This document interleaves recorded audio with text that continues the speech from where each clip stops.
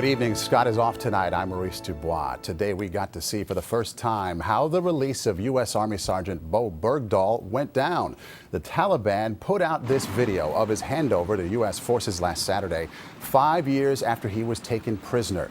We also learned more today about Bergdahl's service record in Afghanistan. We have a series of reports tonight. First, Bob Orr with the video.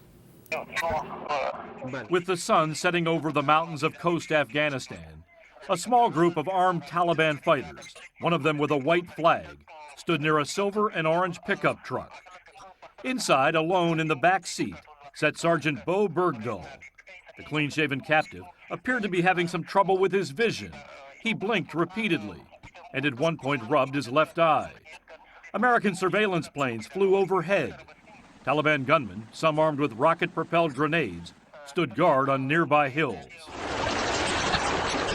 Then the sound of approaching helicopters signaled the start of a carefully orchestrated handover.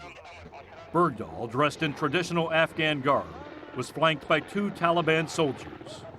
As a Special Operations Black Hawk touched down, kicking up a cloud of dust, Bergdahl and his captors started walking towards the chopper.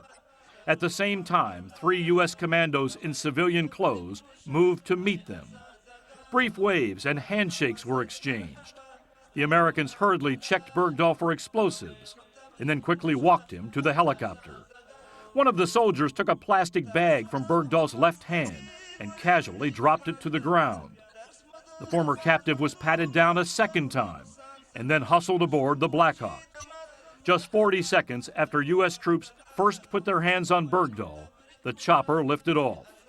And on the tape supplied by the Taliban appeared this closing message: "Don't come back to Afghanistan." The Taliban clearly views this as a victory and is now trying to use it to win more supporters. It's notable, Maurice, this piece of highly produced propaganda was put together and presented to the public in less than 4 days. Bob Orr in our Washington newsroom tonight.